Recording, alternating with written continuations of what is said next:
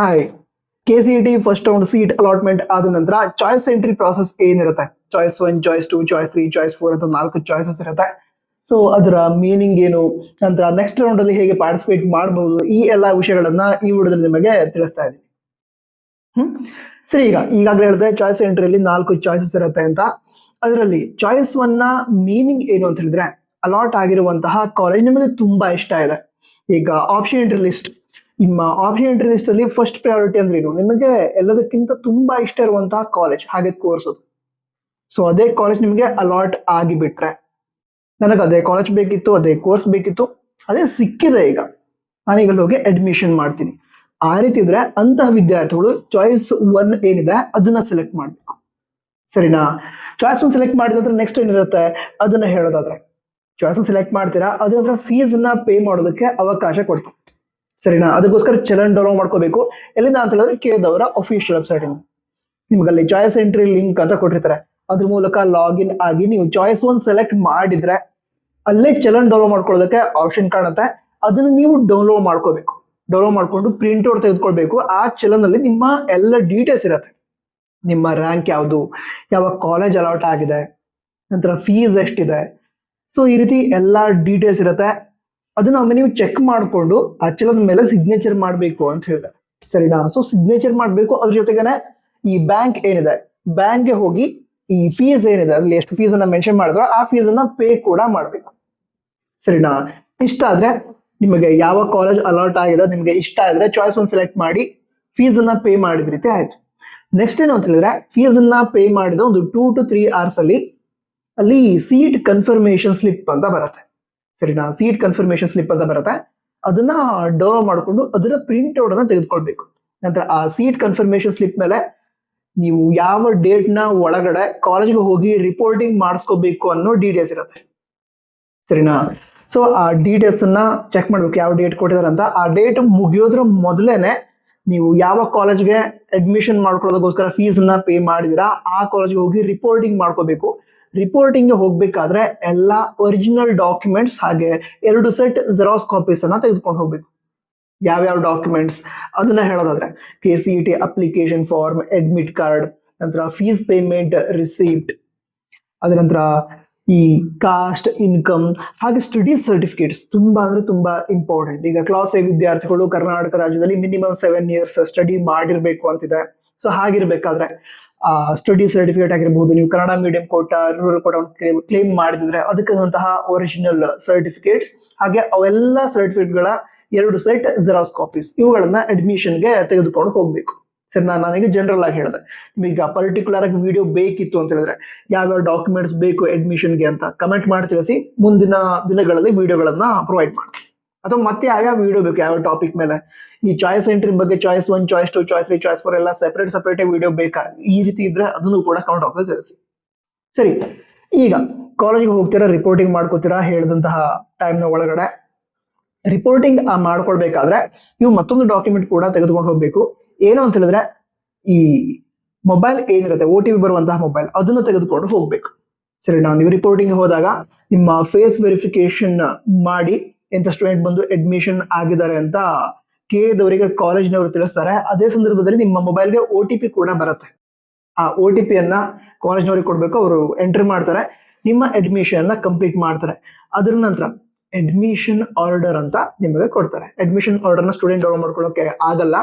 ಕಾಲೇಜ್ನವರು ಆ admission order ನ download ಮಾಡ್ಕೊಂಡು ನಿಮಗೆ ಕೊಡ್ತಾರೆ. ಅದ್ರ ಮೀನಿಂಗ್ ಇರೋದ್ರಿಂದ ನಿಮ್ಮ ಅಡ್ಮಿಷನ್ ಆಗಿದೆ ಅಂತ. ಆ ಸರ್ಟಿಫಿಕೇಟ್ ಅನ್ನ ಯಾವುದೇ ಕಾರಣಕ್ಕೂ ಕಳ್ಕೊಬೇಡಿ. ತುಂಬಾ ಇಂಪಾರ್ಟೆಂಟ್ ಅದು. ಯಾಕಂತ ಹೇಳಿದ್ರೆ ಮುಂದೆ ಯಾವ್ದೊಂದು ಸ್ಕಾಲರ್ಶಿಪ್ಗೆ ಅಪ್ಲೈ ಮಾಡ್ತೀರಾ ಆ ಟೈಮಲ್ಲಿ ಈ ಅಡ್ಮಿಷನ್ ಆರ್ಡರ್ ಬೇಕು. SSP ಸ್ಕಾಲರ್ಶಿಪ್ ಆಗಿರ್ಬೋದು, NSP ಆಗಿರ್ಬೋದು, ಯಾವುದೇ ಸ್ಕಾಲರ್ಶಿಪ್, ಯಾವುದೇ ಸ್ಕಾಲರ್ಶಿಪ್ ಆದ್ರೂ ಕೂಡ ಅಪ್ಲೈ ಮಾಡಬೇಕು ಅಂತ ಹೇಳಿದ್ರೆ ಈ ಅಡ್ಮಿಷನ್ ಆರ್ಡರ್ ಬೇಕು. ಅದ್ರ ಜೊತೆಗೆ ಯಾರು ಸ್ಟೂಡೆಂಟ್ ಎಜುಕೇಶನ್ ಲೋನ್ ಮಾಡಬೇಕು ಅಂತ ಹೇಳಿದ್ರೆ ಆ ಟೈಮಲ್ಲೂ ಕೂಡ ಈ ಅಡ್ಮಿಷನ್ ಆರ್ಡರ್ ಬೇಕಾಗುತ್ತೆ.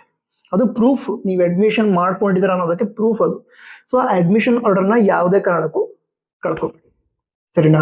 ಸೊ ಈಗ ಫಸ್ಟ್ ರೌಂಡ್ ಸೀಟ್ ಅಲಾಟ್ ಆಯ್ತು, ನೀವು ಅಡ್ಮಿಷನ್ ಮಾಡ್ಕೊಂಡ್ರಿ ಅಂತ ಹೇಳಿದ್ರೆ ನಿಮ್ಮ ಅಡ್ಮಿಷನ್ ಆಗಿದೆ ಈಗ. ಸೊ ನೀವು ನೆಕ್ಸ್ಟ್ ರೌಂಡ್, ಸೆಕೆಂಡ್ ರೌಂಡ್ ಅಥವಾ ಥರ್ಡ್ ರೌಂಡ್ ಅಲ್ಲಿ ಪಾರ್ಟಿಸಿಪೇಟ್ ಮಾಡೋದಕ್ಕೆ ಅವಕಾಶ ಇರಲ್ಲ. ನಂತರ ಅಡ್ಮಿಷನ್ ಆದ ನಂತರ ಕಾಲೇಜ್ನವ್ರು ಹೇಳ್ತಾರೆ, ಅಂದ್ರೆ ಇಂತಹ ಡೇಟ್ಗೆ ಕಾಲೇಜ್ ಸ್ಟಾರ್ಟ್ ಆಗುತ್ತೆ ಬನ್ನಿ ಅಂತ ಹೇಳ್ತಾರೆ. ಇಲ್ಲದೇ ಇದ್ರೆ ಅಡ್ಮಿಷನ್ ಕಾಲೇಜ್ ಸ್ಟಾರ್ಟ್ ಆಗೋ ದಿನಾಂಕಕ್ಕೆ ನಿಮಗೆ ಇನ್ಫಾರ್ಮೇಶನ್ ಹೇಳ್ತೀವಿ, ಅಲ್ಲಿವರೆಗೆ ವೇಟ್ ಮಾಡಿ ಅಂತ ಹೇಳಿ ಕಳಿಸ್ತಾರೆ. ನಂತರ ಕಾಲೇಜ್ ಸ್ಟಾರ್ಟ್ ಆದ ನಂತರ ನೀವು ಹೋಗಿ ಕ್ಲಾಸ್ ಅನ್ನ ಅಟೆಂಡ್ ಮಾಡಬಹುದು. ನಂತರ ಅಡ್ಮಿಷನ್ ಹೋಗಿರ್ತಾರಲ್ವಾ, ಅದೇ ಟೈಮಲ್ಲಿ ಅಲ್ಲಿ ಹತ್ತಿರದಲ್ಲಿ ಯಾವ್ದಾದ್ರು ಹಾಸ್ಟೆಲ್ ಇದ್ರೆ, ಪಿ ಜಿ ಇದ್ರೆ ಎಲ್ಲ ನೋಡ್ಕೊಂಡು ಬನ್ನಿ. ಬೇಕಾದ್ರೆ ಒಂದಿನ ಅಲ್ಲೇ ಇದ್ಕೊಂಡು ಹಾಸ್ಟೆಲ್, ಪಿ ಜಿ ಎಲ್ಲ ಇನ್ಫಾರ್ಮೇಶನ್ ಕಲೆಕ್ಟ್ ಮಾಡಿ ಯಾವ್ದು ಚೆನ್ನಾಗಿದೆ ಅದನ್ನ ತಿಳ್ಕೊಡಿ, ಸರಿನಾ? ಯಾಕಂದ್ರೆ ಮುಂದೆ ಅಲ್ಲೇ ಉಳಿಬೇಕಲ್ವ ನೀವು, ಅದಕ್ಕೋಸ್ಕರ. ನೆಕ್ಸ್ಟ್ ಚಾಯ್ಸ್ ಟು ಅಂತ ಹೇಳಿದ್ರೆ ಫಸ್ಟ್ ರೌಂಡ್ ಒಂದು ಕಾಲೇಜ್ ಅಲಾಟ್ ಆಗಿದೆ ನಿಮಗೆ, ಆ ಕಾಲೇಜ್ ಇಷ್ಟ ಇದೆ, ಬಟ್ ಅದಕ್ಕಿಂತ ಒಳ್ಳೆ ಕಾಲೇಜ್ ಸಿಗಬಹುದಾ ನೀವು ಚೆಕ್ ಮಾಡೋದಕ್ಕೆ ಸೆಕೆಂಡ್ ರೌಂಡ್ಗೆ ಹೋಗ್ಬೇಕು ಅಂತಿದ್ದೀರಾ. ನಂತರ ಯಾರ್ಯಾರು ಕೌನ್ಸಿಲಿಂಗ್ ಅಲ್ಲಿ ಪಾರ್ಟಿಸಿಪೇಟ್ ಮಾಡ್ತಾ ಇದ್ದೀರಾ ಅವರೆಲ್ಲರೂ ಕೂಡ ಸೆಕೆಂಡ್ ರೌಂಡ್ ಅಲ್ಲಿ ಪಾರ್ಟಿಸಿಪೇಟ್ ಮಾಡಿದ್ರೆ ಫಸ್ಟ್ ರೌಂಡ್ ಸಿಗೋ ಕಾಲೇಜ್ಗಿಂತ ಒಳ್ಳೆ ಕಾಲೇಜ್ ಸೆಕೆಂಡ್ ರೌಂಡ್ ಅಲ್ಲಿ ಸಿಗೋ ಚಾನ್ಸಸ್ ಇರುತ್ತೆ. ಹಿಂದಿನ ವರ್ಷ ತುಂಬಾ ವಿದ್ಯಾರ್ಥಿಗಳು ಈ ರೀತಿ ಪಾರ್ಟಿಸಿಪೇಟ್ ಮಾಡಿ ಒಳ್ಳೆ ಕಾಲೇಜನ್ನ ಪಡೆದುಕೊಂಡಿದ್ದಾರೆ. ನಂತರ ಈಗ ನೀವು ಸೆಕೆಂಡ್ ರೌಂಡ್ ಅಲ್ಲಿ ಪಾರ್ಟಿಸಿಪೇಟ್ ಮಾಡೋದ್ರಿಂದ ಏನೋ ತೊಂದರೆ ಯಾರಿಗೂ ಆಗಲ್ಲ. ಅಕಸ್ಮಾತ್ ಪಾರ್ಟಿಸಿಪೇಟ್ ಮಾಡಿದ್ರೆ ಹೆಲ್ಪ್ ಆಗುತ್ತೆ, ಅಂದ್ರೆ ನಿಮಗೆ ಹೆಲ್ಪ್ ಆಗುತ್ತೆ. ಯಾವ ರೀತಿ ಅಂತ ಹೇಳಿದ್ರೆ, ಈಗ ಸೆಕೆಂಡ್ ರೌಂಡ್ ಅಲ್ಲಿ ಪಾರ್ಟಿಸಿಪೇಟ್ ಮಾಡಿದ್ರೆ ಸೆಕೆಂಡ್ ರೌಂಡ್ ಕಂಪ್ಲೀಟ್ ಆಗುತ್ತಲ್ವಾ, ಆ ಸಂದರ್ಭದಲ್ಲಿ ಕಾಲೇಜ್ಗಳು ಏನು ಸ್ಟಾರ್ಟ್ ಆಗಿರಲ್ಲ, ಸರಿನಾ? ಕಾಲೇಜ್ ಎಲ್ಲ ಸ್ಟಾರ್ಟ್ ಆಗಿರಲ್ಲ. ಯಾಕಂದ್ರೆ AICTE ದವರು ಎಂಜಿನಿಯರಿಂಗ್ ಕಾಲೇಜ್ ಅವರಿಗೆ ಇಂಥ ಡೇಟ್ ಸ್ಟಾರ್ಟ್ ಮಾಡಬೇಕು ಅಂತ ಇನ್ಫಾರ್ಮೇಶನ್ ಕೊಡ್ತಾರೆ. ಸೊ ಅದ್ರ ನಂತರ ಸ್ಟಾರ್ಟ್ ಆಗುತ್ತೆ. ಸೊ ಅದು ಸೆಕೆಂಡ್ ರೌಂಡ್ ಮುಗಿಯೋದ್ರ ಒಳಗಡೆನೆ ಕಾಲೇಜ್ ಸ್ಟಾರ್ಟ್ ಆಗಿರಲ್ಲ. ಸೊ ನೀವು ವೇಟ್ ಮಾಡಿದ್ರೆ ನಿಮಗೆ ಫಸ್ಟ್ ರೌಂಡ್ ಸಿಕ್ಕಿರೋ ಕಾಲೇಜ್ಗಿಂತ ಒಳ್ಳೆ ಕಾಲೇಜ್ ಅಥವಾ ಫಸ್ಟ್ ರೌಂಡ್ ಅಲ್ಲಿ ಸಿಕ್ಕಿರುವಂತಹ ಬ್ರಾಂಚ್ಗಿಂತ ಒಳ್ಳೆ ಬ್ರಾಂಚ್ ಸೆಕೆಂಡ್ ರೌಂಡ್ ಅಲ್ಲಿ ಸಿಗ್ಬಹುದು. ಅಕಸ್ಮಾತ್ ಫಸ್ಟ್ ರೌಂಡ್ ಇರೋ ಕಾಲೇಜ್ ಮತ್ತೆ ಸಿಕ್ತು ಅಂತ ಹೇಳಿದ್ರೆ ಏನು ತೊಂದರೆ ಅಂತೂ ಆಗಲ್ಲ ನಿಮಗೆ, ಸರಿನಾ? ಸೊ ಸೆಕೆಂಡ್ ರೌಂಡ್ ಅಲ್ಲಿ ಪಾರ್ಟಿಸಿಪೇಟ್ ಮಾಡೋದು, ಅದು ಕೂಡ ಚಾಯ್ಸ್ 2 ಸೆಲೆಕ್ಟ್ ಮಾಡಿ ಬೆಸ್ಟ್ ಆಪ್ಷನ್, ಸರಿನಾ? ಬಟ್ ಚಾಯ್ಸ್ 2 ಸೆಲೆಕ್ಟ್ ಮಾಡ್ಕೊಂಡು ನೀವು ನೆಕ್ಸ್ಟ್ ರೌಂಡ್ ಪಾರ್ಟಿಸಿಪೇಟ್ ಮಾಡಬೇಕು ಅಂತ ಹೇಳಿದ್ರೆ ನಿಮ್ಮ ಆಪ್ಷನ್ ಎಂಟ್ರಿ ಪರ್ಫೆಕ್ಟ್ ಆಗಿರ್ಬೇಕು. ಆಪ್ಷನ್ ಎಂಟ್ರಿ ಮಿಸ್ಟೇಕ್ ಇದ್ರೆ ಆ ಟೈಮಲ್ಲಿ ತೊಂದರೆ ಆಗುತ್ತೆ, ಸರಿನಾ? ಸರಿ, ಹಾಗಿದ್ರೆ ಈಗ ಏನು ಆಪ್ಷನ್ ಎಂಟ್ರಿ ಮಾಡಿರ್ತೀರಾ, ಕಾಲೇಜ್ ಅಲಾಟ್ ಆಯ್ತು, ಆ ಕಾಲೇಜ್ ಅಲಾಟ್ ಆದ ನಂತರ ಚಾಯ್ಸ್ 2 ಮಾಡಿಕೊಂಡು ನೀವು ಸೆಕೆಂಡ್ ರೌಂಡ್ಗೆ ಹೋಗ್ಬೇಕು ಅಂತಿದ್ದೀರಾ. ಆವಾಗ ಕೆಲವು ವಿಷಯಗಳನ್ನ ನೀವು ಗಮನದಲ್ಲಿ ಇಟ್ಕೋಬೇಕೀಗ. ಏನು ಅಂತ ಹೇಳಿದ್ರೆ, ನೀವು ಚಾಯ್ಸ್ 2 ಅಲಾಟ್ ಮಾಡ್ಕೊಂಡು ನೆಕ್ಸ್ಟ್ ರೌಂಡಿಗೆ ಹೋಗ್ತೀರಾ ಅಂತ ಹೇಳಿದ್ರೆ, ಫಸ್ಟ್ ರೌಂಡ್ ಸಿಕ್ಕಿರುವಂತಹ ಕಾಲೇಜ್ ಏನಿದೆ ಅದು ಹೋಲ್ಡ್ ಇರುತ್ತೆ, ನಿಮಗೆ ರಿಸರ್ವ್ ಆಗಿರುತ್ತೆ, ಸರಿನಾ? ಯಾವಾಗ ನಿಮಗೆ ಸೆಕೆಂಡ್ ರೌಂಡ್ ಬೇರೆ ಕಾಲೇಜ್ ಅಲಾಟ್ ಆಗದೆ ಇದ್ರೆ, ನೀವು ಸೆಕೆಂಡ್ ರೌಂಡಿಗೆ ಹೋಗಿದ್ದೀರಾ, ಸೆಕೆಂಡ್ ರೌಂಡ್ ಬೇರೆ ಕಾಲೇಜ್ ಅಲಾಟ್ ಆಗಿಲ್ಲ ಅಥವಾ ಬೇರೆ ಬ್ರಾಂಚ್ ಅಲಾಟ್ ಆಗ್ಲಿಲ್ಲ, ಆವಾಗ ನೀವು ಫಸ್ಟ್ ರೌಂಡ್ ಸಿಕ್ಕಿರುವಂತಹ ಕಾಲೇಜ್ ಏನಿದೆ ಅಲ್ಲಿ ಹೋಗಿ ಅಡ್ಮಿಷನ್ ಮಾಡ್ಕೊಳ್ಳೋದಕ್ಕೆ ಅವಕಾಶ ಇರುತ್ತೆ, ಸರಿನಾ? ನಂತರ ಅಕಸ್ಮಾತ್ ಆಗಿ ಈಗ ಸೆಕೆಂಡ್ ರೌಂಡ್ ಬೇರೆ ಕಾಲೇಜ್ ಸಿಕ್ತು ಅಂದ್ರೆ, ಸೆಕೆಂಡ್ ರೌಂಡ್ ಬೇರೆ ಕಾಲೇಜ್ ಸಿಕ್ತು ಅಂತ ಹೇಳಿದ್ರೆ ಫಸ್ಟ್ ರೌಂಡ್ ಸಿಕ್ಕಿರುವಂತಹ ಕಾಲೇಜ್ ಆಟೋಮೆಟಿಕಲಿ ಡಿಲೀಟ್ ಆಗಿರುತ್ತೆ. ಆ ಟೈಮಲ್ಲಿ ಫಸ್ಟ್ ರೌಂಡ್ ಮತ್ತು ಸೆಕೆಂಡ್ ರೌಂಡ್ ಅಲ್ಲಿ ಇರೋ ಕಾಲೇಜ್ಗಳಲ್ಲಿ ಯಾವ್ದಾದ್ರು ಒಂದನ್ನ ಸೆಲೆಕ್ಟ್ ಮಾಡ್ಕೋತೀನಿ, ಆ ರೀತಿ ಅವಕಾಶ ಇರಲ್ಲ. ಸೆಕೆಂಡ್ ರೌಂಡ್ ಅಲ್ಲಿ ಬೇರೆ ಕಾಲೇಜ್ ಅಲಾಟ್ ಆಯ್ತು ಅಂದ್ರೆ ಫಸ್ಟ್ ರೌಂಡ್ ನ ಕಾಲೇಜ್ ಆಟೋಮೆಟಿಕಲಿ ಡಿಲೀಟ್ ಆಗಿರುತ್ತೆ. ಇದರಿಂದ ಯಾರಿಗೂ ತೊಂದರೆನೂ ಆಗಲ್ಲ. ಯಾಕೆ ಅಂತ ಕೂಡ ಹೇಳ್ತೀನಿ. ಈಗ ಎಕ್ಸಾಂಪಲ್, ನೀವು ಒಂದು 100 ಕಾಲೇಜಸ್ ಅನ್ನ ಜಾಸ್ತಿನೇ ಆಡ್ ಮಾಡಿ ಇಟ್ಕೊಂಡಿದ್ದೀರಾ ಅಂತ ಅನ್ಕೋತೀನಿ. ಓಕೆ, 200 ಕಾಲೇಜಸ್ ಅನ್ನ ಆಡ್ ಮಾಡ್ಕೊಂಡಿದ್ದೀರಾ. ಆಪ್ಷನ್ ಇಂಟ್ರೆಸ್ಟ್ 200 ಪ್ರಯಾರಿಟೀಸ್ ಇದಾವೆ ಅಂತ ತಿಳ್ಕೊಳ್ಳೋಣ. ಅದರಲ್ಲಿ ನಿಮ್ಗೀಗ 50th ಪ್ರಯಾರಿಟಿ, 50ನೇ ಪ್ರಯಾರಿಟಿ ಕಾಲೇಜ್, 50ನೇ ನಂಬರ್ ಅಲ್ಲಿ ಯಾವ ಕಾಲೇಜ್ ಇತ್ತೋ ಅದು ಅಲಾಟ್ ಆಯ್ತು ಅಂತ ಅಂದ್ಕೊಳ್ಳೋಣ. ಅದ್ರ ನಂತರ ನೀವು ಚಾಯ್ಸ್ 2 ಸೆಲೆಕ್ಟ್ ಮಾಡಿದ್ರೆ 51, 52nd, 53rd ಪ್ರಯಾರಿಟೀಸ್ ಏನಿದಾವೆ ಅಂದ್ರೆ 50ರ ನಂತರದ ಪ್ರಯಾರಿಟೀಸ್ ಎಲ್ಲ ಡಿಲೀಟ್ ಆಗುತ್ತೆ. 50ನೇ ಪ್ರಯಾರಿಟಿ ಅಂದ್ರೆ ಅಲಾಟ್ ಆಗಿರೋದು 50th ಪ್ರಯಾರಿಟಿ ನಿಮ್ಮ ಹೆಸರಲ್ಲಿ ಹೋಲ್ಡ್ ಆಗಿರುತ್ತೆ. ಅದ್ರ ಮೇಲ್ಗಡೆ ಏನ್ ಕಾಲೇಜ್ ಇರುತ್ತೆ, ಫಸ್ಟ್ ಪ್ರಯಾರಿಟಿಯಿಂದ 49th ಪ್ರಯಾರಿಟಿ, ಅದರಲ್ಲಿ ಬೇರೆ ಕಾಲೇಜಿನ ಯಾವ್ದಾದ್ರು ನಿಮ್ಗೆ ಅಲಾಟ್ ಮಾಡೋದಕ್ಕೆ ಆಗತ್ತಾ ಅಂತ ಚೆಕ್ ಮಾಡ್ತಾರೆ, ಸರಿನಾ? ಅಂದ್ರೆ 50th ಪ್ರಯಾರಿಟಿ ಮೇಲ್ಗಡೆ ಯಾವ್ಯಾವ ಕಾಲೇಜ್ಗಳು ಇದಾವೋ ಅವುಗಳಲ್ಲಿ ಬೇರೆ ಯಾವ್ದಾದ್ರು ನಿಮ್ಗೆ ಅಲಾಟ್ ಮಾಡೋದಕ್ಕೆ ಆಗತ್ತಾ ಅಂತ ಚೆಕ್ ಮಾಡ್ತಾರೆ. ಅಲಾಟ್ ಮಾಡೋ ರೀತಿ ಇದ್ರೆ ಅಲಾಟ್ ಕೂಡ ಮಾಡ್ತಾರೆ. ಸೊ ಈಗ ನಿಮಗೆ ಫಸ್ಟ್ ರೌಂಡ್ ಒಂದು ಕಾಲೇಜ್ ಅಲಾಟ್ ಆಗಿದೆ 50th ಪ್ರಯಾರಿಟಿ, ಸೆಕೆಂಡ್ ರೌಂಡ್ ಅಲ್ಲಿ 40th ಪ್ರಯಾರಿಟಿ, 40ನೇ ಪ್ರಯಾರಿಟಿ ಕಾಲೇಜ್ ಅಲಾಟ್ ಆಯ್ತು. ಸೊ ನಿಮ್ಮ ಆಪ್ಷನ್ ಎಂಟ್ರಿ ಪ್ರಕಾರ ಆ 40ನೇ ಪ್ರಯಾರಿಟಿ 50ನೇ ಪ್ರಯಾರಿಟಿಗಿಂತ ಬೆಟರ್ ಅಲ್ವಾ? ಸೊ ಸೆಕೆಂಡ್ ರೌಂಡ್ ಅಲ್ಲಿ ಫಸ್ಟ್ ರೌಂಡ್ ಸಿಕ್ಕಿರುವಂತಹ ಕಾಲೇಜ್ಗಿಂತ ಬೆಟರ್ ಕಾಲೇಜ್ ಅಲಾಟ್ ಆದ ರೀತಿ ಆಯ್ತು. ಸೊ ಅವಾಗ ಚಾಯ್ಸ್ ಹಾಕ್ಬೇಕು ನಿಮಗೆ. ಒಳ್ಳೆ ಕಾಲೇಜ್ ಅಲಾಟ್ ಆಗಿದೆಯಲ್ಲ, ಫಸ್ಟ್ ರೌಂಡ್ ಅಲ್ಲಿ ಅಲಾಟ್ ಆಗಿರೋ ಕಾಲೇಜ್ಗಿಂತ ಒಳ್ಳೆ ಕಾಲೇಜ್ ಸೆಕೆಂಡ್ ರೌಂಡ್ ಅಲ್ಲಿ ಅಲಾಟ್ ಆಗಿದೆ. ಸೊ ಅದಕ್ಕೋಸ್ಕರನೇ ಎರಡರಲ್ಲಿ ಯಾವ್ದಾದ್ರು ಒಂದು ಸೆಲೆಕ್ಟ್ ಮಾಡ್ಕೊಳ್ಳೋಕೆ ಅವಕಾಶ ಇರೋದು, ಸರಿನಾ? ಅದ್ರ ನಂತರ ನೀವೇನ್ ಮಾಡ್ಕೋಬಹುದು, ಸೆಕೆಂಡ್ ರೌಂಡ್ ಅಲ್ಲಿ ಸೀಟ್ ಅಲಾಟ್ ಆದ್ಮೇಲೆ ಅಲ್ಲಿ ಹೋಗಿ ಅಡ್ಮಿಷನ್ ಮಾಡ್ಕೊಳ್ಬಹುದು, ಅದಕ್ಕೆ ಅವಕಾಶ ಇರುತ್ತೆ. ಅಕಸ್ಮಾತ್ ಸೆಕೆಂಡ್ ರೌಂಡ್ ಅಲ್ಲಿ ಸೀಟ್ ಸಿಗದೆ ಇದ್ರೆ ಫಸ್ಟ್ ರೌಂಡ್ ಸಿಕ್ಕಿರುವಂತ ಕಾಲೇಜ್ ಇರುತ್ತೆ ನಿಮ್ಮ ಹೆಸರಲ್ಲಿ ರಿಸರ್ವ್ ಆಗಿ, ಅಲ್ಲಿ ಹೋಗ್ಕೊಂಡು ಅಡ್ಮಿಷನ್ ಮಾಡ್ಕೊಳ್ಳೋದಕ್ಕೆ ಅವಕಾಶ ಇರುತ್ತೆ. ಕ್ಲಿಯರ್?